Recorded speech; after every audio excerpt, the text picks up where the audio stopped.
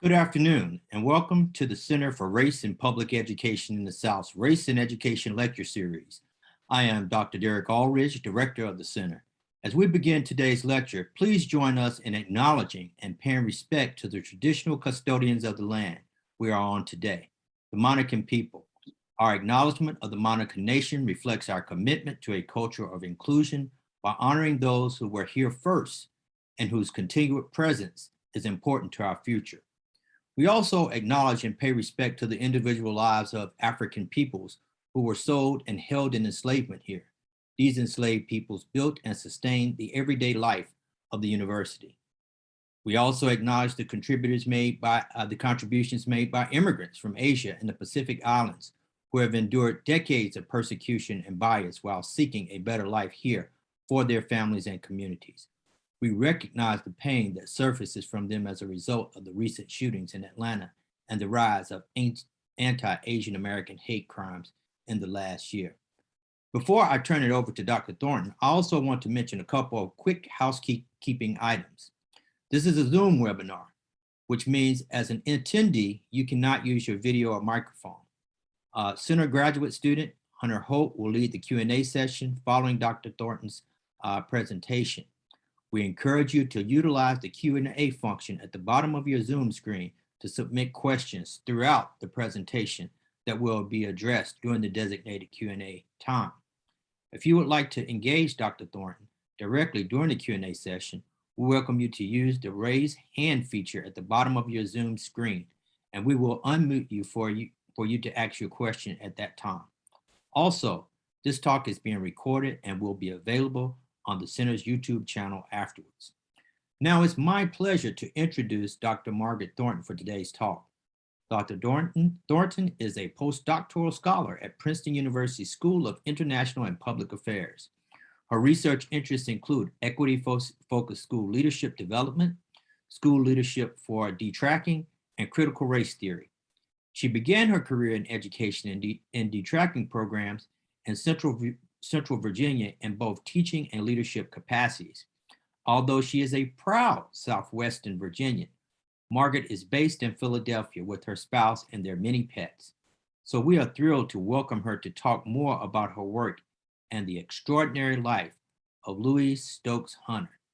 So join me in welcoming Dr. Margaret Thornton.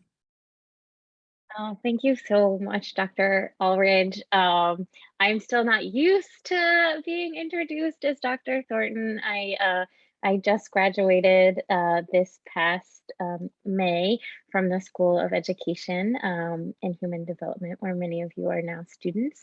And I know because you are connected to Dr. Aldridge in some way that you are all gonna be doing great things.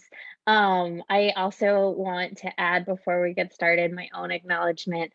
As a white person sharing a Black woman's history, I'm not going to know everything. I can't get everything right. And I am particularly grateful to the people who have trusted me with Dr. Hunter's story.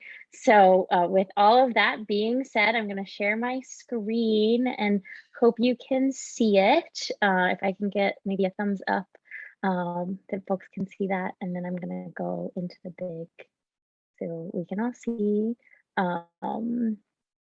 the presentation. So I'm so excited to talk to you all today about Dr. Louise Stokes Hunter. Her life was extraordinary, and we remember her here at the University of Virginia as the first Black woman to graduate. Before I get started sharing what I've been learning, I want to thank from just the bottom of my heart, Dr. Hunter's family, particularly her granddaughter, Ms. Yvette White Washington, and her grandson, Mr. Ed.D. Hunter White, who are both with us here today. They are, in addition to being really helpful on this project, are just a lot of fun to talk to, two great Virginians, although Mr. White is out in California now, so we really appreciate him joining us where it is still morning. I am so grateful to Dr. Aldridge, the Center for Race and Public Education in the South. Alexis Johnson has been a tremendous help. She's my co-author on this paper that we are working on. Ashley Hosbeck, who is the librarian here at the School of Education and Human Development, has pointed me in the direction of so many amazing resources. Writer Lizzie Skurnick has reached out to me, and I'll talk a little bit about her role later, but she's been really helpful, as well as archivists at BSU, Virginia State, Howard, Harvard, Cornell, and MIT. And then I really want to thank Dr. Hunter's former students, particularly Dr. Linda Hayden and Dr. Gladys West, and then Delta Omega of Alpha Kappa Alpha's historian, Dr. Renee Escoffrey Torres. I know thanks usually go at the end, but I didn't want to risk running out of time. So these are just some of the people who have come together to help tell the story of Dr. Hunter's life. So today we're going to talk about who Dr. Hunter was to UVA and think about that. And then I want to think about who Dr. Hunter was to her colleagues, who she was to her family, the significance of Dr. Hunter's life, and then the questions that, what I still want to know, and then hopefully there'll be time for your questions and answers. Hopefully I will be able to provide some answers, or you'll give me some new lines to keep researching.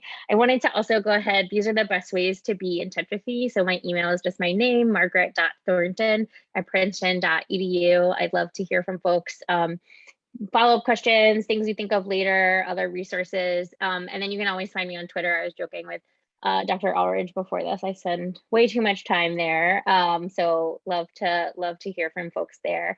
And so here we have a photo that is courtesy of Ms. Washington of Dr. Hunter, and she's on the left with her sorority sister, Mrs. Una Trotter. So we'll just jump right in here. So this is a photo, and in the AKA colors in the heart, that is Dr. Hunter, who at this time was Ms. Ella Louise Stokes, and she's standing with her Alpha Kappa Alpha sisters at what was then known as the Virginia Normal and Industrial Institute. It was a segregated upper high school and post-secondary school in Petersburg, Virginia. This photo is from 1918, so over 100 years ago, and these women had just founded the first graduate chapter of Alpha Kappa Alpha Delta Omega. So Dr. Hunter had first joined AKA when she was at Howard, and we'll talk about her time as an undergraduate here in a little bit. So I didn't know about the existence of Dr. Hunter until last summer, or I guess at this point, the summer of 2020.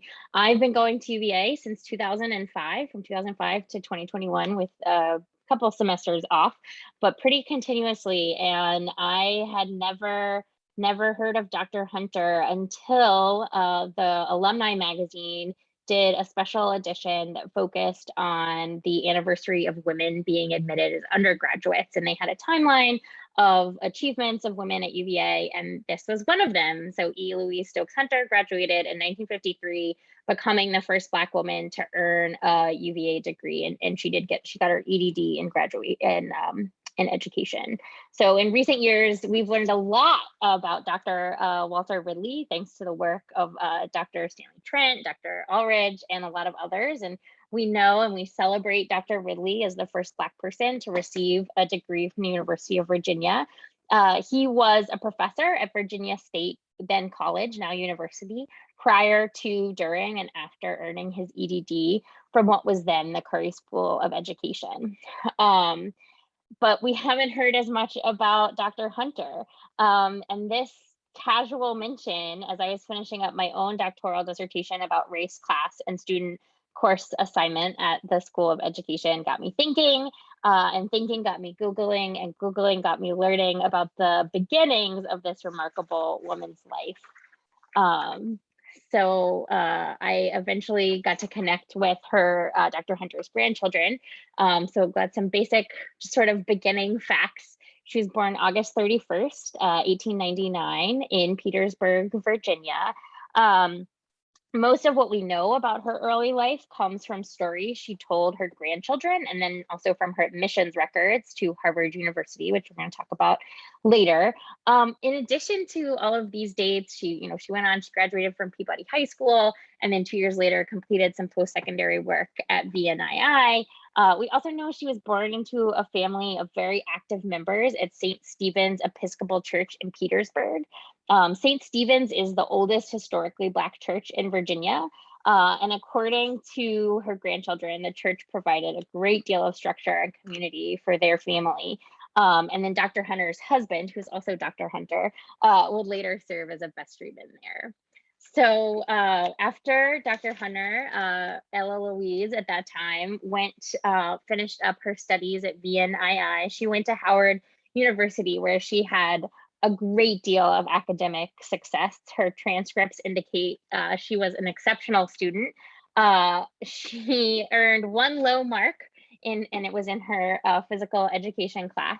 And she still, with that, graduated magna cum laude with a bachelor's degree in education. This photo is from her senior yearbook. The yearbook there is the Echo. And throughout the yearbook, we see that she maintains really tight social connections throughout the university. She was initiated into the Alpha chapter of Alpha Kappa Alpha. Her classmates called her Stokesy. That was her nickname. She was voted the woman of the class in 1920, who had done the most for Howard. She was also voted the most studious woman in her class and the most brilliant. There were several mentions about this in her yearbook, but she was known for a large and impressive hat collection. At one point in the school year, there was a competition to see which woman could gather the most hats in a 5-minute interval, and Dr. Hunter won the contest running away, and that was mentioned throughout the yearbook. She chose the Benjamin Franklin quote, "Plow deep while sluggards sleep," for her senior yearbook photo. And I think that really encapsulates a lot about her. She was an incredibly hard worker. And she went home when she graduated. She went home to Petersburg, and she started working at VNII, where she did a lot of really impressive things in her time there. First working in the training high school, and then working in teaching first-year algebra when she left to attend Harvard. She returned from Cambridge in 1925 and then was on the mathematics faculty until her retirement in 1968. I include all of these National Honor Society affiliations, which I learned about from the funeral program that her granddaughter shared with me. I'm really wondering what we can learn about her professional life from the archives of these organizations. I've reached out to all of them. I haven't had a ton of luck. Most of them, their archives are closed right now because of COVID. They're not open to folks coming through and browsing. And because she was most active so many years ago, the records haven't yet been digitized. But I did, thanks to Ashley, our librarian. And I meant to sign in, I'm so sorry. But I did find this really wonderful clip of one of her students, Dr. Hayden, talking about learning math from her. And so I'm gonna play you a little bit of the clip. These slides, I think, are going to be included in the recording. I'll make sure that everybody has the link. I'm so sorry about that. That was the one thing we didn't test beforehand. So I'll share a little bit what Dr. Hayden was talking about, and that was that Dr. Hunter was really known for coming and giving her lectures without notes. She was a really small woman. She was quite short and petite, and she would show up and she would just start writing formula on the board for her students to puzzle over. She really believed in them, believed in their ability to do it, and she really celebrated their hard work. Dr. Hayden went on to receive the mathematics award, the freshman mathematics award, when that year that she's talking about in this clip at what was then Virginia State College. And the pride she felt when Dr. Hunter awarded that to her after how difficult the class had been, how she thought she wasn't going to make it, but that was what Dr. Hunter was about, having really, really, really high standards for her students and then teaching them to live up to those standards.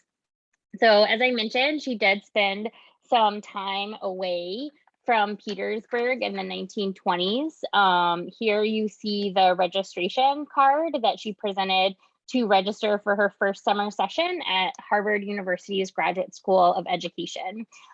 Due to her prior coursework, both at VNII and Howard, she was admitted to a 2-year program, needing only to complete a year and a summer's worth of work. She was able to pay for this through a scholarship the General Board of Education in New York had provided for all of the teachers at VNII. In her original letters to the admissions office, I found it very interesting how she took for granted that she would be admitted. She writes that she plans to attend, and so she asks the office to please send her an application. She's also quite persistent in her letters in following up, as they did not reply to her for quite some time, and apparently initially suggested she would need to stay the full 2 years to complete her master's degree. Someone from the admissions committee, the letter was not signed, writes to her that they think that her case was not considered properly and notes they'll advocate for her to be able to come and complete the work in a calendar year. So she moved to Cambridge in 1923 to begin her studies.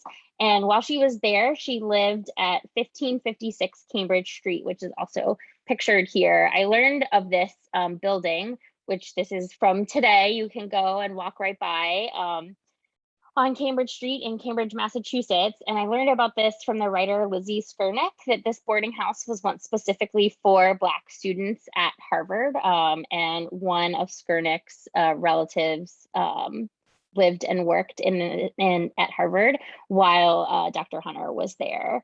As I was working with the archivist to get access to Dr. Hunter's records, we both realized, the archivist and I, that Dr. Hunter was also the first Black woman to graduate from Harvard University itself. The women's college associated with Harvard is called Radcliffe, and they graduated their first Black woman in 1898. But prior to 1924, they had not had a Black woman graduate from the overall university. I also find this fact really interesting. So while Dr. Hunter was at the time, LL Louise Stokes, while she was studying in Cambridge, her future husband was earning his undergraduate degree at MIT, from which he graduated in 1924. They never met. They didn't meet until they both went back to Petersburg. So we see here this photo, which is also courtesy of Ms. Washington. This is a photo of Dr. John Hunter, Dr. Louise Hunter, and their daughter, Jean Evelyn. And I've messed up my notes, so I need to make it so that I can see them. I'm so sorry. Maggie, I'm sorry to interrupt again. Would you mind swapping your screen share back to your slide deck? We still see the video clip webpage. Oh my gosh, I'm so sorry. Yes, you should just feel free to interrupt me. So this should be my whole desktop. Can you see that? Yes. Okay, perfect. So sorry about that. So let me put this back in view. Okay, so Dr. Hunter came to teach at Virginia State in 1925. His mother also taught at the school, and she introduced them, not quite sure. They were married. We do know that they were married at St. Stephen's in Petersburg in September of 1929. Dr. John Hunter continued to further his education and became the 4th Black person in the US to earn a doctorate in physics. He graduated from Cornell in 1937. On June 15th, 1938, the Hunter's only child, Jean Evelyn Hunter, later white, was born in Baltimore. And speaking with the family, we're not quite sure why that was, if there was a belief that maybe they'd get better treatment at a hospital in Baltimore, maybe one of the doctors, Hunter, was up there doing some advanced work. We don't know, but she was born there. And then this picture is from Jean's graduation day. She received her Bachelor of Science from Virginia State in psychology in 1953. She went on to have two children, Yvette and David, who are with us today. She and her children lived with her parents for most of the children's upbringing, and they have both shared many, many, many fond memories of their grandparents as both loving and intellectually stimulating people. So eventually, in 1950, January 1950, Louise Hunter began her studies at UVA. And actually, as I was researching this discussion in particular, I realized that she entered over a year and a half before Walter Ridley would begin, but she didn't defend her dissertation until August of 1953. Her dissertation was pre-freshman mathematics in state colleges and universities. So she focused with this dissertation on how to help students transition to college mathematics. She looked particularly at a summer program that she had helped to establish and continued to support at Virginia State. And in doing so, became the first Black woman to earn a degree from UVA. Her granddaughter and I have often wondered in our conversation why her dissertation was not deemed ready for defense until a few months after Dr. Ridley, who was able to walk the lawn at finals exercises in May of 1953. I don't know, nobody wrote down like, let's hold the woman back. I don't know. It could have just been who was ready when, but that is definitely an ongoing question that I have. So I really want to think about what Dr. Hunter's life has meant and continues to mean today, so many years after her death in the 1980s. So Dr. Linda Hayden, who you didn't get to hear, I'm so sorry about that, but who was a student of Dr. Hunter's and was encouraged by her, began a program that encourages young women to take up the study of mathematics.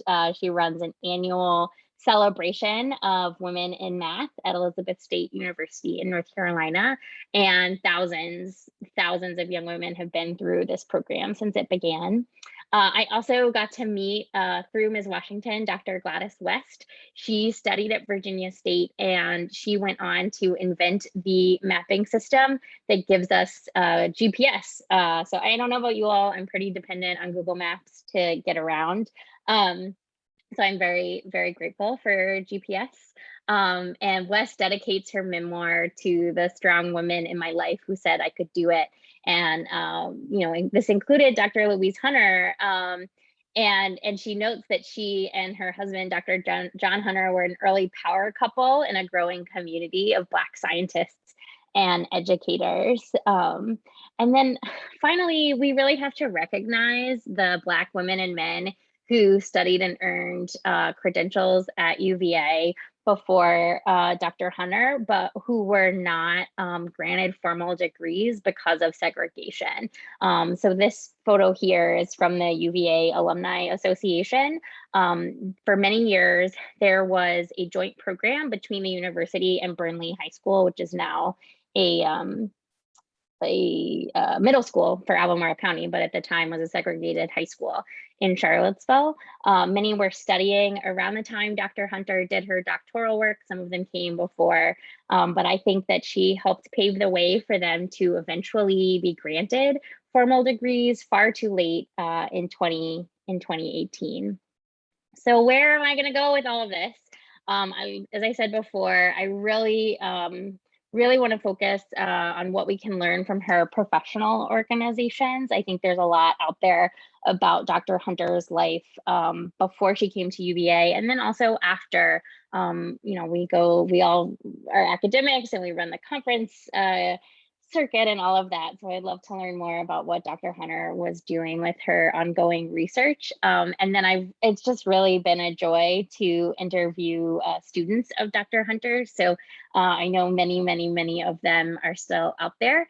So I'm trying really hard to get in touch with them. This also we are celebrating Dr. Hunter here, and I don't know why this slide looks the way that it does, Helen, but I will say all of the relevant information.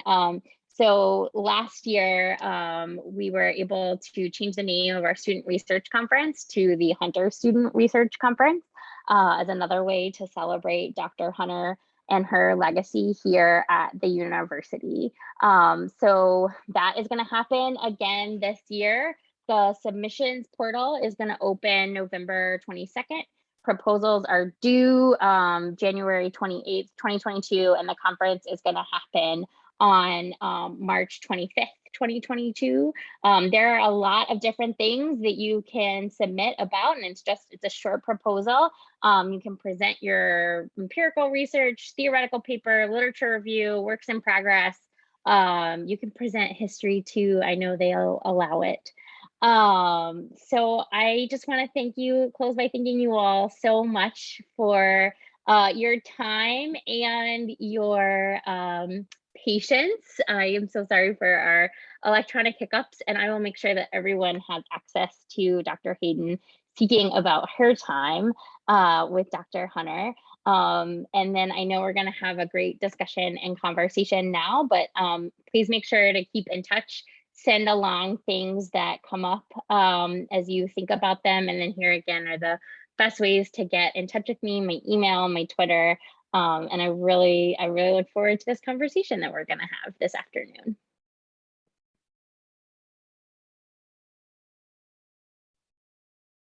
So I think with that, I turn it over to Hunter.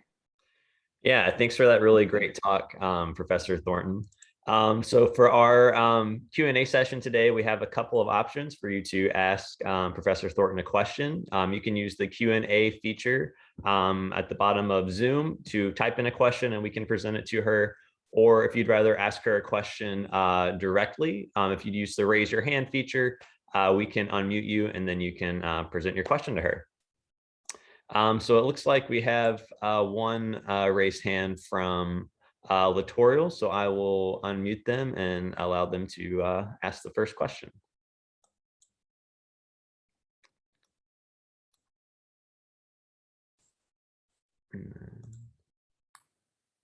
Hi, everyone. Can you hear me? Yes.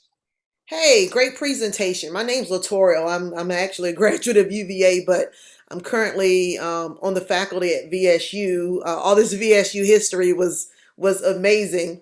I'm currently doing my own doctoral research on Black segregated education in my home county. And so the questions that I wanted to ask about Dr. Hunter, in your findings, were you able to get into at all any of her high school experience? Were you able to go deeper there in any way? So I don't know a lot about her high school experience other than Peabody High School was the segregated school. She attended a segregated school. But I like your question that you typed out. If we can talk a little bit about that, Littorial, is that Sure, okay? sure. Okay, yeah, thinking about implications for schools today in terms of education of Black students or other students of color. And I think, yes, like there's so many implications here. First, in Dr. Hunter's dissertation, which looks at preparing students for the transition to college mathematics. But I think also in her life and the way that she lived her life, both what I've learned about how she was at school, but also how she was at home. She just had such incredibly high expectations for everyone. And someone said in the course of the research, and it might've been Miss Washington, I'm so sorry, just going off my memory, but that she really had a sense of you bring people with you. So that she wasn't just going to be the first Black woman to graduate from UVA and have that designation, and that was so great, and go on, live her life. And by the same token, her husband, who is often called the father of Black physics, was also not going to be just doing his thing and getting his accolades, but that their work was really focused on supporting other Black scholars and And I think that as we talk about achievement gaps versus opportunity gaps for students, and as that dialogue hopefully changes in the education policy space, I think that that's a huge piece of what both Doctors Hunter embodied in their work, and then also Dr. Louise Hunter in her research, that when you have high expectations for students and you give them the support they need, which is what my other line of research looks at happening today, they more often than not will exceed those expectations. But you've gotta provide those supports. It's not going to happen in underfunded schools. It's not going to happen when we don't have enough teachers of color, we don't have enough Black teachers for students to see themselves reflected in. So I love the work. I really want to hear more about your work, Littorial. I think it's really fascinating and really important, and a great way to bring what Dr. Hunter did into the present day. Thanks. I will certainly connect with you after this. That's one of the reasons that I grew up in this era, and I grew up seeing so many Dr. Hunters, and it just amazed me that they spoke differently. You know, they lived their lives differently. They had sort of a different work ethic. It was almost like I call it Black excellence. That was their everyday life and how they enunciated words. And so there was just definitely a high standard. And just, being able to actually study and research them to find out how that standard was set. I'm definitely interested in ways that we can utilize, their teaching pedagogy, their study habits in students today. How do we, continue to engage minority students in that way? I know the world has changed and education has changed, but I'm so interested in it. So I'll definitely, make contact with you when this is over. Please do. Thank you. Please do. I think that's so important.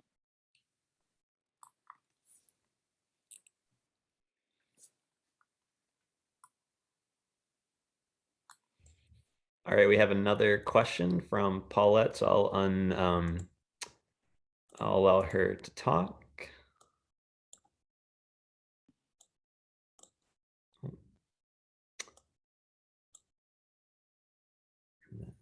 Hi, everybody, and hello, Dr. Thornton, Maggie, and everyone that I'm seeing the list of today. I connected with Maggie after her excellent article in UVA Today in May of 2021. I'm a 1974 alumna of UVA. We're part of the first class of women and first sizable group of Black students to be on grounds. And as I listened to Maggie's wonderful presentation, I'm also aware of the fact that we love coincidences and we love small world events and that kind of thing. When Maggie and I connected, we realized that we had a friend in common. As I looked at the list of people from Petersburg that you listed, I don't know Dr. Hunter's family personally, but I know everybody else who does know. Roscoe Howard's family, or, Judge Roger Gregory of the Fourth Circuit. I mean, he's going to know the family. I know everybody from Petersburg except the Hunter family or something like that. Dr. Beth Hopkins of Wake Forest Law School, where my husband was dean, also a big fan of Dr. Hunter. And her mother, Dr. Norbury, was math teacher at Virginia State. So I know that they were friends. I find that I don't have a question as much as a shout out to the fact that we have to have high expectations, even in the most dire of circumstances. And this has to get us through the days, because I'm a former teacher. I mean, when I went to UVA, I majored in Spanish. I didn't think I wanted to be a teacher because mom and dad were teachers. So I was like, oh, I'll do something else. But what did I end up doing? I ended up teaching, and you know to expect a lot. And even from your friends, as Maggie said, you might don't feel badly or weird at all being a white woman doing research on a Black subject, because not all of the Black people know all the Black subjects either. Look how long it took us to find out about Dr. Hunter because of you. We learned about Dr. Ridley in the mid 80s, long after I'd been out. So it's kind of like, oh. Then when we learned about Dr. Ridley, all of us asked our parents, anybody heard of Dr. Ridley? And our parents all said, oh yeah, he taught us. Well, really? So it was kind of a funny thing to have conversations with your folks all the time, but not quite get the history that the students today, I think they get it because of the connections that we make with reunions. And loving seeing Dr. Aldridge and all the professors of education. And I'm remembering certain times when there was only 3 Black professors at UVA. So I say all that to say congratulations, Maggie, and keep us informed, because it is an awesome subject. And I feel like I just missed meeting, Dr. Hunter's family. I hope I will meet them someday. And thank you so much, everybody, for a fine presentation. Thank you so much, Paulette. It has been so wonderful connecting with you. And I am just pleased as punch that you showed up today. I know Ms. Washington is still with us. Oh, and so is Mr. White. So you're here with her family. You're meeting them now. I'm glad. We're all connecting. Yeah, wonderful. Thank you so much. We had one question come through our Q&A, Professor Thornton. They were wondering if any of Dr. Hunter's students or coworkers or anyone that you've spoken with kind of after her time at UVA, if they ever mentioned about how her experience being the first Black woman, at a predominantly all-white school that was designed to educate, Southern men, like how that experience impacted her, if they talked about that. And did any of those experiences kind of bleed into her interactions with these individuals and something they kind of highlighted in their conversations with her? So Ms. Webb, I think those are really wonderful questions. Some of them are a little bit speculation, and some of them we do know. So in 1953, Charlottesville was a heavily segregated university. Dr. Hunter was living in Petersburg and coming up to Charlottesville to complete her coursework and her dissertation work and to meet with her committee.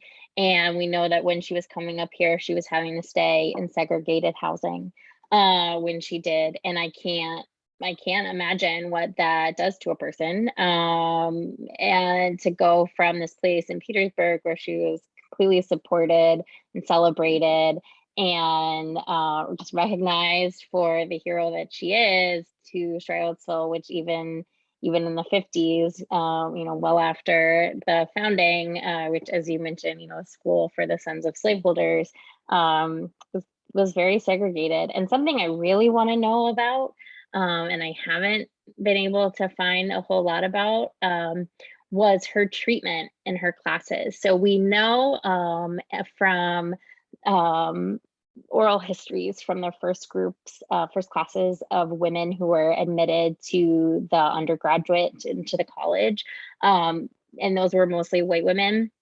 The men were horrible.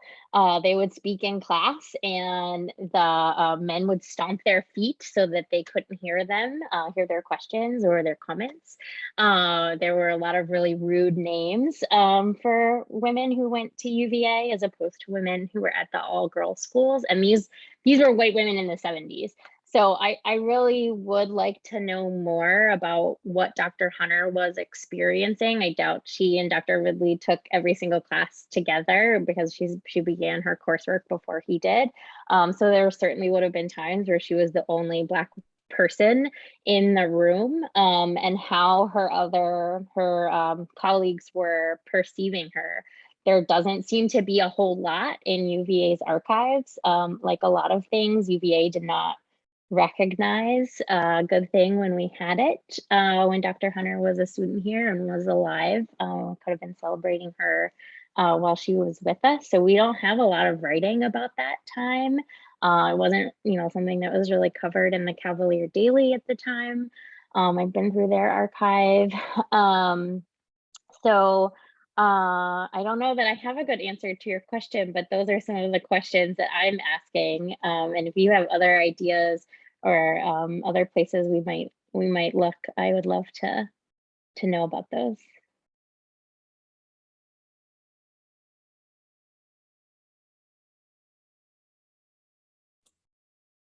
Yeah, thank you for sharing that. We have plenty of time for more questions if anyone wants to either raise their hand or just type one up in the chat. Looks like we just got one come through.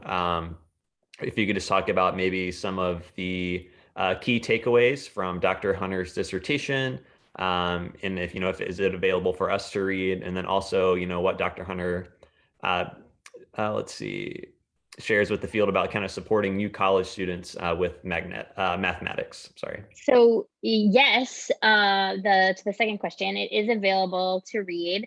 It's not online like permanently, but maybe it should be, and we can talk about that, Dr. Ulrich, where that should live. Because I have a copy and I sent it to her family as well. If you're a UVA faculty, student, or staff, you can go to the Virginia Library and request them to scan it for you. So the physical copy of the dissertation lives out at the Ivy Stacks, and they will copy it, scan it in as a PDF and send it to you, which is what I had, and so I got to read it. And I think there are a lot, as we were talking about earlier, a lot of takeaways that are really relevant to mathematics education to today, that a lot of students, particularly Black students at that time, were not seeing themselves as mathematicians, not seeing math necessarily as something that is fun and interesting and a scientific process, but it's either, something you're good at or you're bad at. And most of us think like, oh, we're just bad at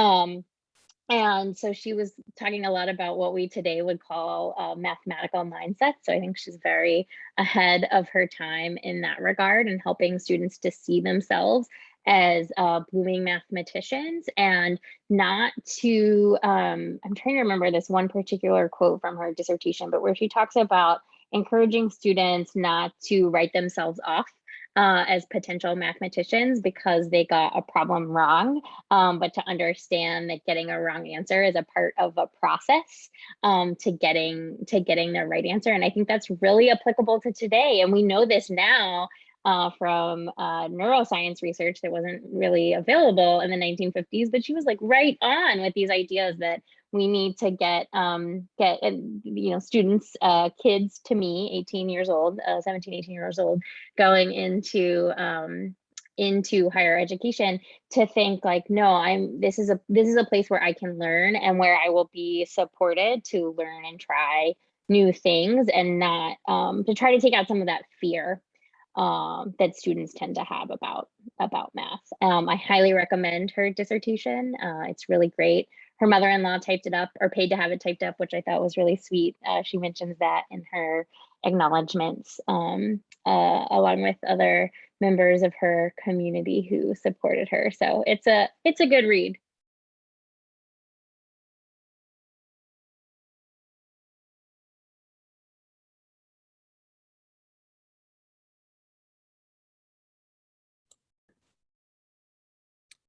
All right, so we have some more time for some questions if anyone would like to present them to Dr. Thornton. And then I'll also just name Dr. Hunter's grandchildren are with us, as I mentioned. So Ms. Washington or Mr. White, if you all want to be, we can promote you to panelist, I'm sure, very easily if I got something totally wrong or something you want to chat about. But if not, that's okay too, because I know we talked to you all, didn't plan to say anything today, but just know that there's time and space if you changed your mind.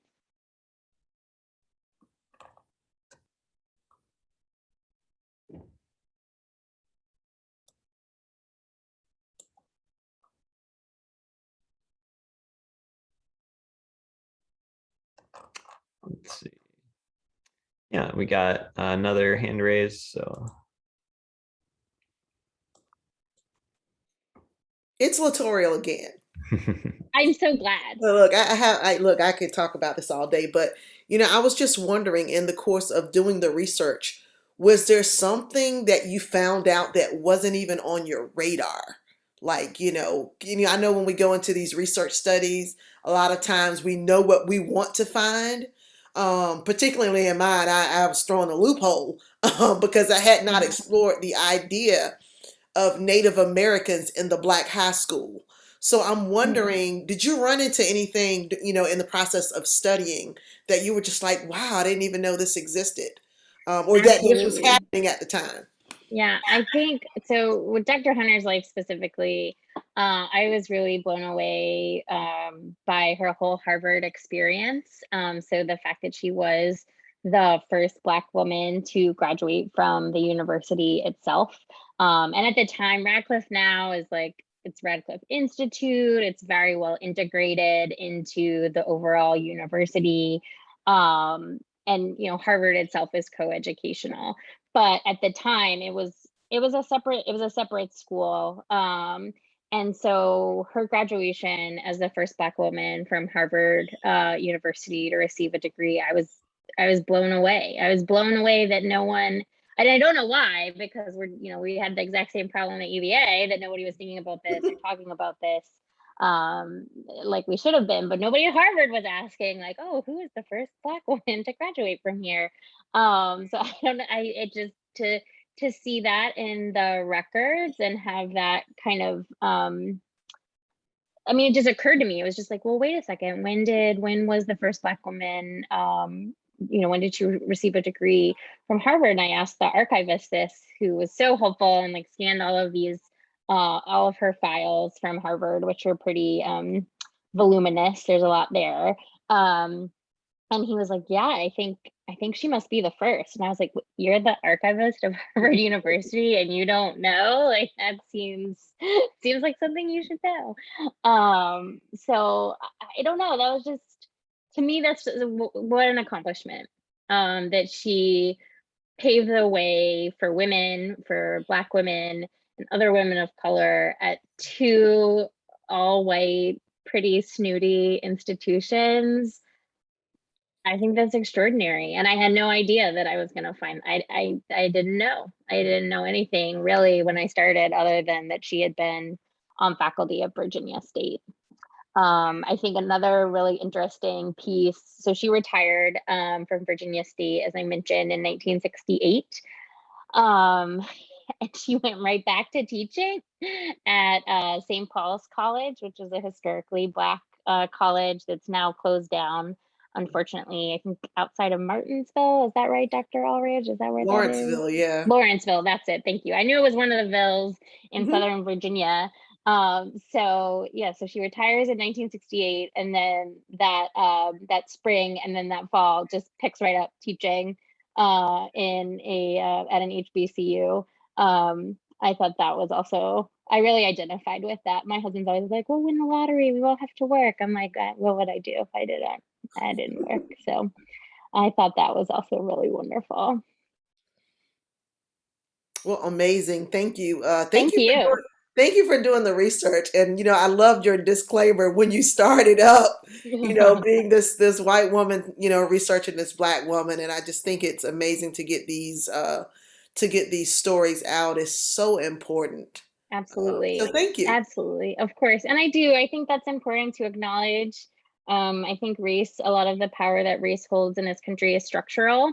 And there's a lot that we need to do to dismantle it, but a lot of it is also naming it and not letting it hold power over us when we can make those choices. So I just think that as a white woman, it's important to acknowledge my own limitations and what I can never know.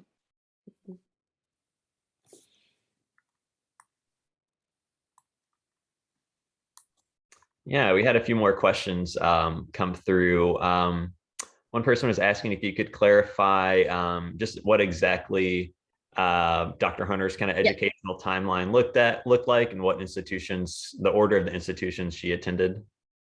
Absolutely. So sorry that was confusing, the way that I had tried to chunk it, and I'm sure it didn't help my technical difficulties. So Dr. Hunter graduated from Peabody High School in 1924. She went on to do some post-secondary pre-undergrad work at VNII, the Virginia Normal and Industrial Institute. Then she went to Howard.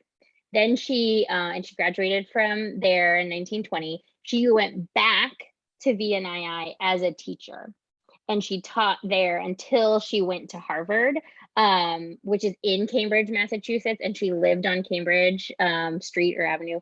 And so she did not go to Cambridge in the UK, as far as I know. Her obituary does list some additional work that she did at Michigan and also I think at Teachers College. But because of COVID, I've not been able to get into their archives from the time that she would have been there, and they're not digitized that time period yet. Then we had another question pertaining to the research conference here at UVA that you mentioned that's now named after her. The question was asking, how could we better support, others like Dr. Hunter, here at the School of Ed and then at the conference itself?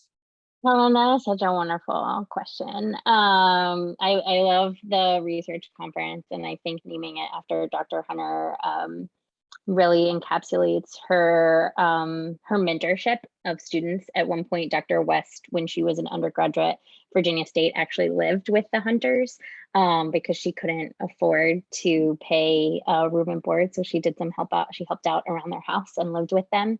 And there are a lot of stories of young Black folks in particular who the Drs. Hunter helped out like that. So I think the research conference is a great start, but I hope that it is not the end.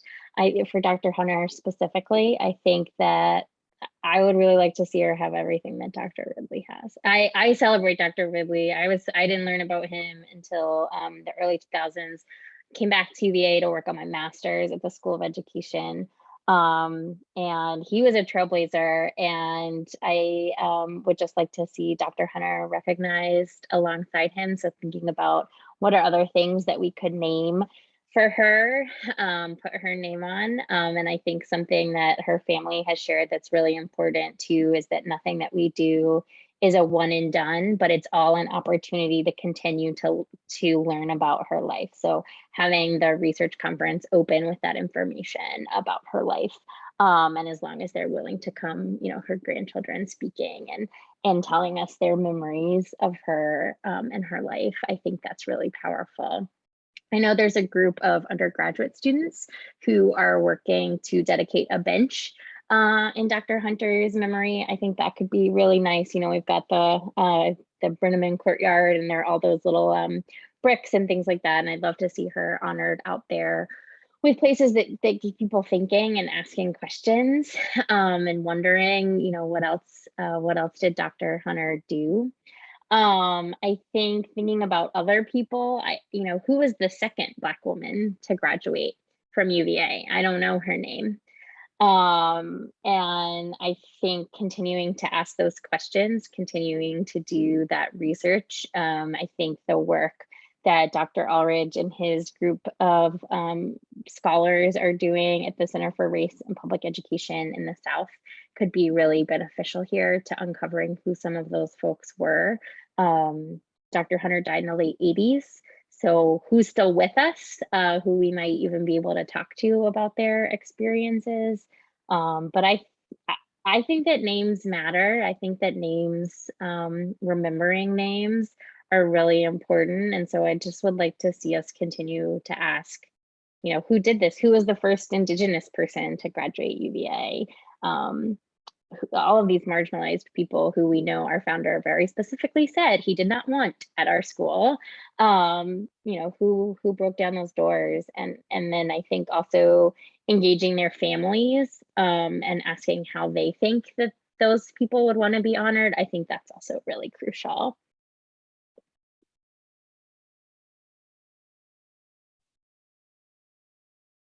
Yeah, thank you. We still have time for some more questions if anyone would like to raise their hand or type in another one. We did have another question that referred back to some comments you made earlier, Professor Thornton, just about, kind of present day discussions of race and education and like efforts to kind of minimize or erase such efforts. And, today with this lecture, we're really speaking to Dr. Hunter and Dr. Ridley as being, pioneers. And that's seen as a victory and, in terms of their accomplishments. And they were wondering if you had any kind of comments, just based on maybe what their stories can kind of tell us about, this kind of present day debate that we're in. I think my first comment is people should run for school board.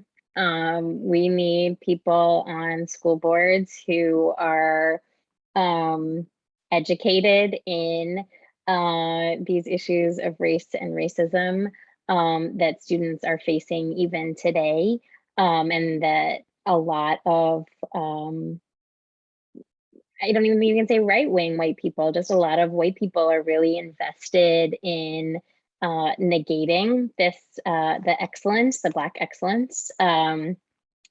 as Latorial said. And so I think having folks, both, Black people and also people of other races who recognize the importance of race in our public schools and will acknowledge racism and do what they can to dismantle it, and also to recognize, critical race theory teaches us we need to get out of our Black-white binary, which at UVA in particular can feel very satisfying to sort of sit in and think, solely there.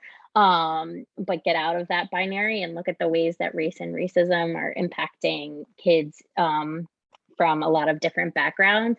I think that's really important. So I'm really heartened in Charlottesville. You all have a really exciting school board race. Lots of good folks are running. And I think having that happen in more localities is really, really, really important in a way that we've probably never thought of school boards as like that important before, outside of, academics who study it. But I think we also just have to keep talking. I think we're the majority, like people who are willing to say, this is our history, and some of it is really ugly, and some of it is really complicated, and a lot of it is really wonderful. And we have wonderful people who themselves were complex and complicated and not perfect, like Dr. Ridley and like Dr. Hunter. And we wanna celebrate the good stuff, and we wanna be honest about the bad stuff, and we wanna do what we can to not keep doing the bad stuff. I think that's really important, and I think that's most of us. I think these are just like a really loud minority, and we need to not let them be the ones to define the conversation.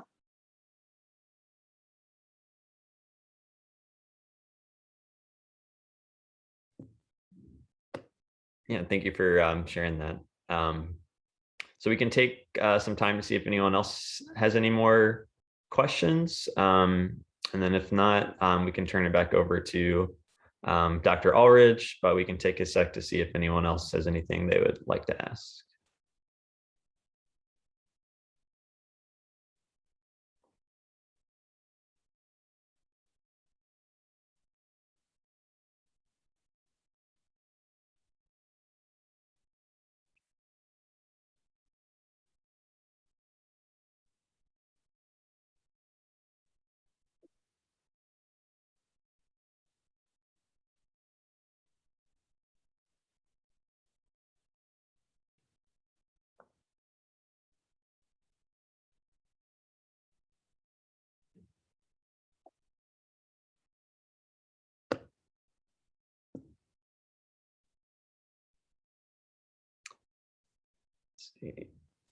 Yeah, Professor Ulrich, I'm not sure if anyone other questions are coming through, so I'm not sure if you would like to wrap us up or ask something else. But Dr. Grimes asked about, what's next, Dr. Thornton? Are you planning on developing a book? She asked. I am. Thank you so much for asking. So I understand I need to turn my dissertation into a book. So that is kind of where a lot of my thoughts are right now. And a lot of what I'm really lucky, my postdoc gig is giving me some space to think about. I think I'm still in the research phase. I'm really hopeful that out of this conversation and the traction that it sort of got on social media also, and maybe folks seeing the recording after, that will continue to uncover more people who knew Dr. Hunter and can tell us different things about her life. I am going to be working with Dr. Ulrich, the Center for Race and Public Education in the South, to make sure that all of these materials live on the UVA website so that folks can access them. I think also there's a paper that Alexis Johnson and I are working on that we'll be giving in November at the HES History of Education Society conference. And then that paper will grow hopefully into an article that hopefully grows up to be a book. But as I said before, I think there are a lot of ways that Dr. Hunter deserves to be honored and remembered. So we won't stop there. Maybe we'll be going to the Hunter School of Education and Human Development one day if I make $1 million and can donate for that. I don't know. But I think there's still a lot of work to be done for sure.